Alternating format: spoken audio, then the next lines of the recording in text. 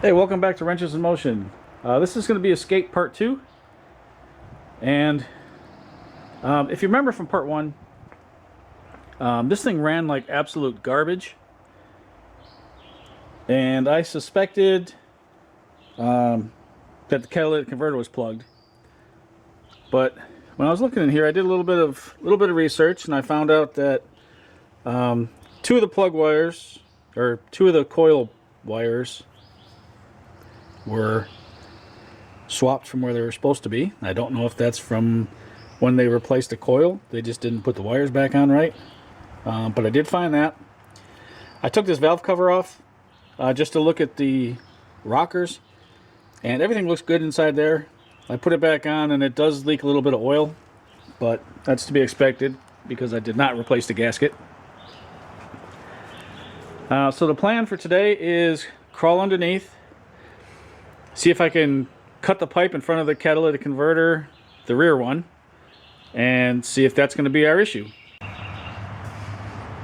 Alright, so we crawled under here, and I cut the pipe way up here in front of the flexible part. We'll get that out of the way.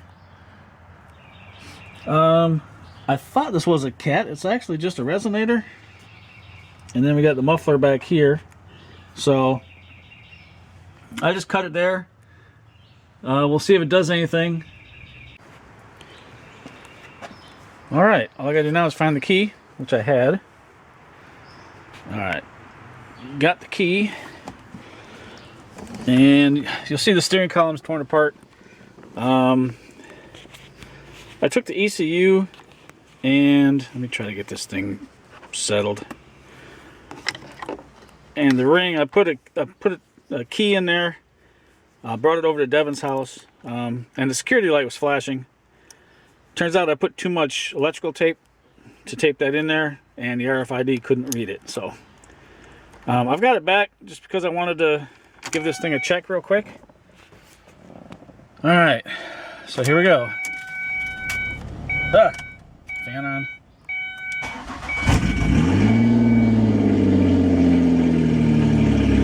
Hey, that sounds good.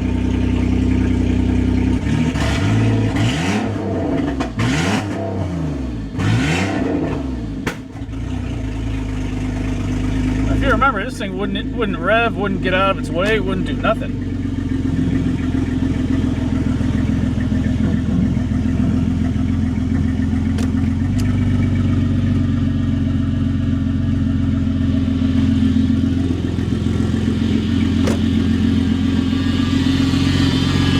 Still got the power steering line, but it revs now.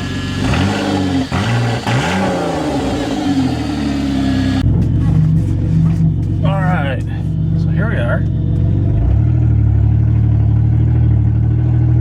Taking the... Oh, the battery light's going to come on again. I mean, it doesn't run perfect. We're not going to go down Cotton Farm this time. We're just going to go up the road.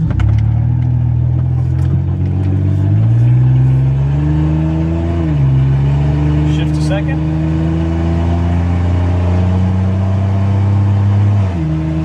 Shift to third. Shift to fourth.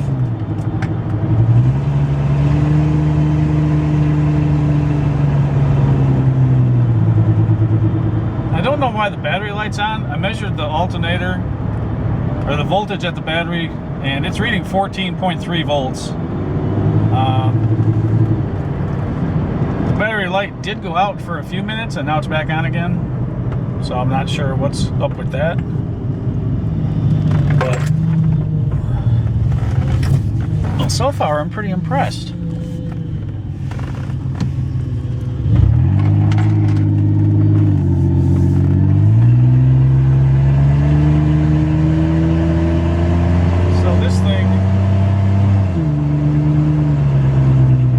Exhaust restriction somewhere. Oh, I wonder if that pipe, when you hear it start missing like that, that's usually when the pipes go back together and the exhaust blockage is back. But I mean, we're doing 60. the $500 escape runs and drives. As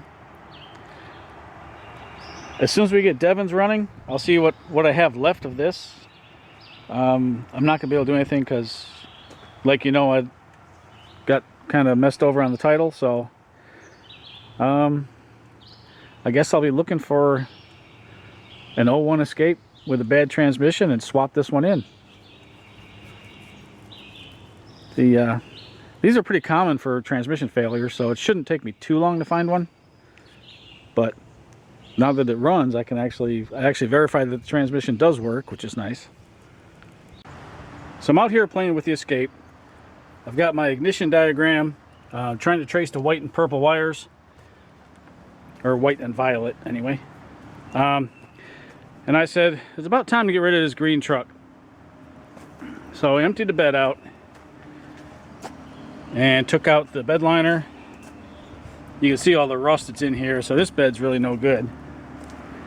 Grabbed a bunch of parts, threw them in the escape, and as I was walking back up here,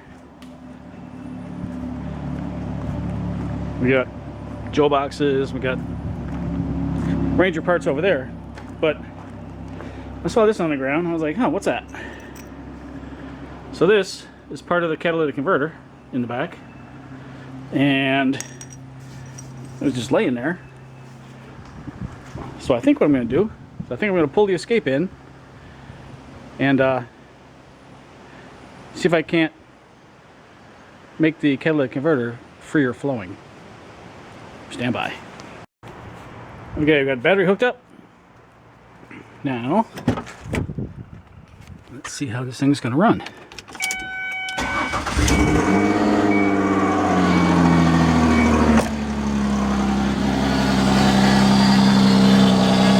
Yeah, massive exhaust leak, but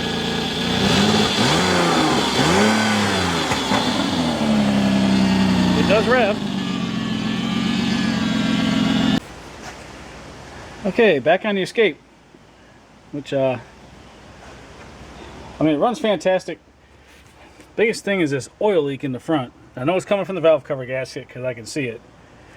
I tried to tighten it, and I left 2 bolts loose, so that didn't work too well. So the first thing we're going to do is we're going to take the coils out. Electrical clips right here. Right here. You guys probably can't see too well. And right here. Get that harness out of the way. Now, 8mm bolts hold it in. 10s for the valve cover, and there's a lot of them. And then we got this vacuum line right here, and we should be able to get the valve cover out, hopefully. Well, we got the valve cover off, and I think I figured out why it's leaking. Yep, that'll do it. That's not going to stop anything. That oil's just going to get right past there. Something else though is interesting is it looks like the valve cover's broke in a couple places, right there and right there. It shouldn't have an effect because the gasket should seal all that. Yeah, so I don't know if I'm gonna go get a valve cover or not. I probably should. I mean, this thing's got a bunch of miles on it, so am I really wanting to put a lot of money into it? No, that's for sure. But tell you what, we're just going to put a new gasket in it and send it. So this escape's been pretty nice to me, so we're going to give it an oil change. We got the oil draining right now. Got Gundog. Hey, buddy. I also have the new cabin air filters right there. And what a pain this is to get to. Don't you think so? Yes, you do think so. Alright, hang on. So, yeah, underneath there is a cabin air filter. It goes in there. So here's the thought when you're doing your escape cabin air filter. Don't try to take the easy way out and leave this cowl piece in place. Go ahead and take that out, and it's going to be super easy to put back together. One thing I did, there's Phillips screws in here that hold the top of the cowl down. I raised the hood further so I could get my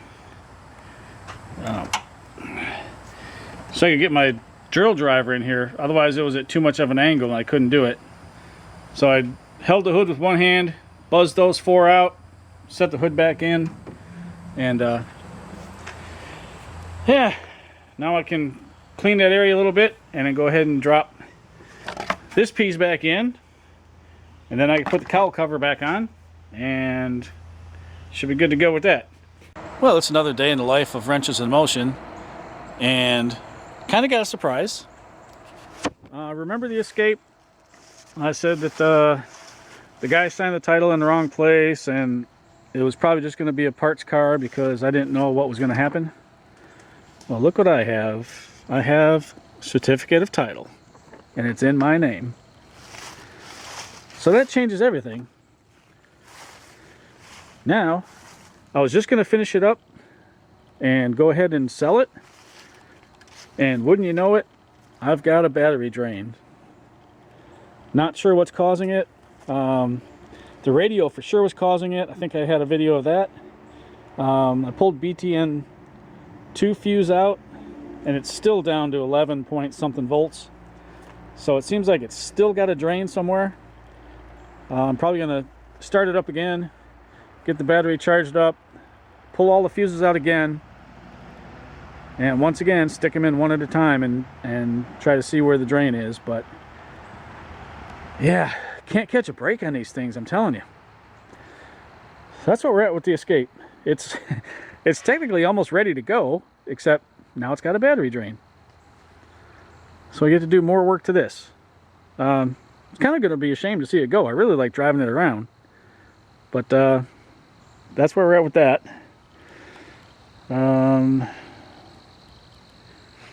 Kenny the Gambler pilot still got his battery drain issues. The 450 SL is still here. I don't know what I'm going to do with that.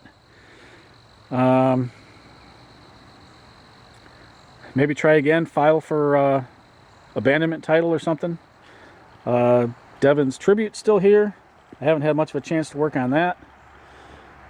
The White Pilot is still here. Still needs the engine. I haven't really touched that. The Jag, I don't know if you've seen videos on that yet, but replacing the suspension in that, and then I had major problems with the brake pads and tore a brake line and stuff like that. So the Jag's kind of chilling. The new Pilot is getting a new back window on Thursday. And really the only... Ow. Nice acorn. The only reason for that is so that I can park it outside and I have to worry about water intrusion. It needs a windshield too because the windshield's cracked, but let's take one thing at a time. And then obviously the 280 SEL still needs the fuel work, but yeah, tons of projects, tons of things going on, and little to no progress it seems. Well, welcome back. It's another day, and today we're on the Escape, and we got electrical drain, of course. Everything was fine, and then last time I was out for work, I came home, it was dead, so I jumped it, drove it around for a little bit, took off for work again for 4 days, come back, and it's dead again. And I was like, well, that's pretty strange because that never happened before. So I just took it down the driveway and back. With it running, it's registering 14 volts like it should. I turned it off and hooked the meter up, and I watched it fall. It was like, you know, 12.1 and then 09, 8, 7, 6, like almost every second it was dropping 1/10 of a volt. So I pulled all the fuses out, which are laying right there, and now we're sitting stable at 9.74. So one of these fuses means one of these circuits is causing it, and that is one of the hazards of living in the woods. is I'm getting bombarded by acorns as they fall. They hurt sometimes, especially when they hit you in the head. Sometimes they bounce off cars and smack into you. But anyway, enough of that. So what I'm going to do now is I'm going to start putting fuses back in one at a time.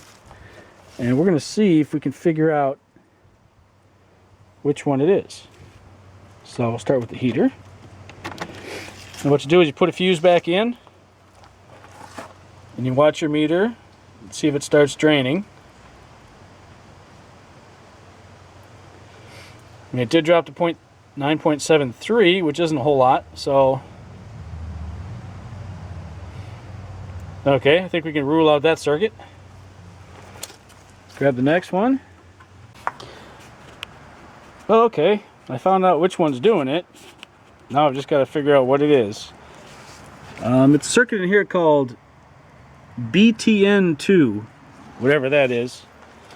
But here's the fuse going in. Now watch the meter.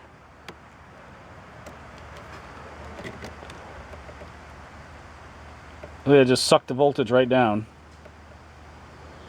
So obviously that's our culprit. Pull it back out. Okay, now I've just got to figure out what BTN2 is and if we even need it. Alright, so we got our jump started. Alternator's definitely charging, so we know that's working. I had suspected that the alternator had an issue because the battery light is on. I thought maybe the alternator had a short, which would work, and then as soon as I shut it off, it'd start draining the battery, but that wasn't the case. Something else I noticed is the horn doesn't work, and this is where the fuse for the horn's supposed to go, but there's no electrical contacts in there. So I don't know quite what's up with that yet. But it's charging. And let's turn it off real quick. As you can see, the battery light is on. Maybe you can see it. Yeah, maybe. There you go, battery light's on. Even though it's charging. And I lost all my electrical dash lights.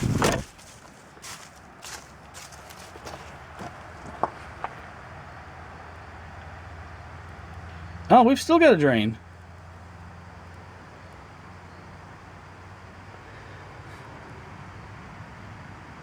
Oh, I hate when things like this happen. Maybe it'll stop when it gets to 12. And maybe it won't.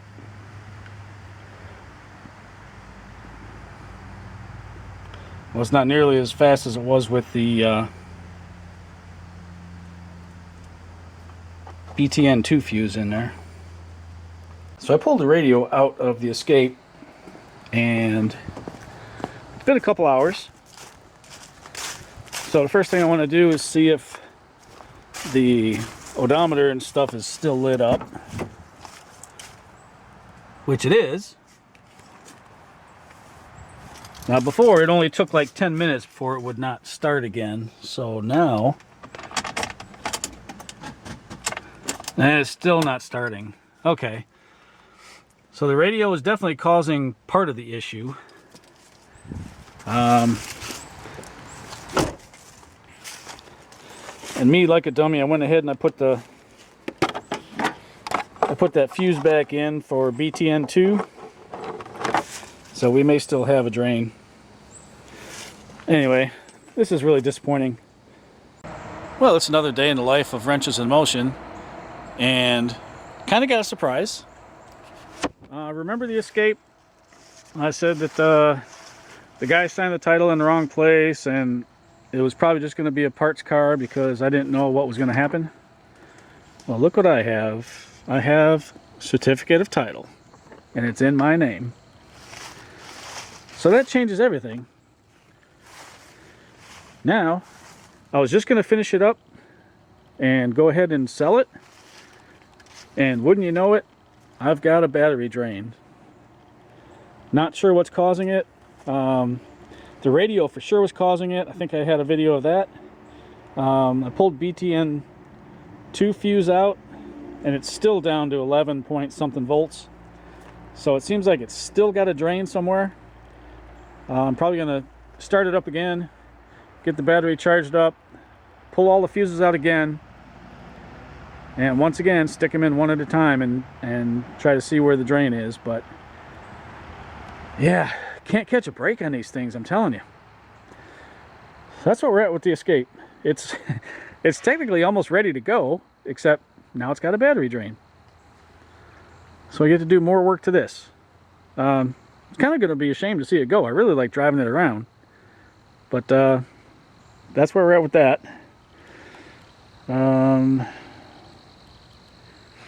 Kenny the Gambler pilot still got his battery drain issues.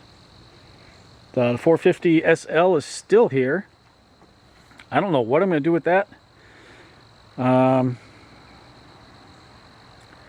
Maybe try again, file for abandonment title or something. Devon's Tribute's still here. I haven't had much of a chance to work on that. The White Pilot is still here. Still needs the engine. I haven't really touched that. The Jag, I don't know if you've seen videos on that yet, but replacing the suspension in that, and then I had major problems with the brake pads and tore a brake line and stuff like that. So the Jag's kind of chilling. The new Pilot is getting a new back window on Thursday. And really the only... Ow. Nice acorn. The only reason for that is so that I can park it outside and I have to worry about water intrusion. It needs a windshield too because the windshield's cracked, but let's take one thing at a time. And then obviously the 280 SEL still needs the fuel work, but... And here we are, the last video for the Escape. The power steering doesn't whine. Runs and drives just fine. Let's see here. I mean, the interior is fairly clean. Not bad.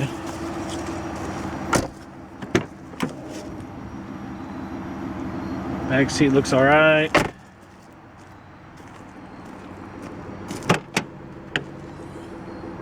Separate glass. Separate hatch. Back here looks okay. So I think with that we're going to be saying goodbye to the Escape. For sale for $1,900 or best offer. Really, if I get like 15, 16 for it, it'll sell. You know, I've got plenty of projects I need to get done and caught up on, so if this one has to go, this one has to go.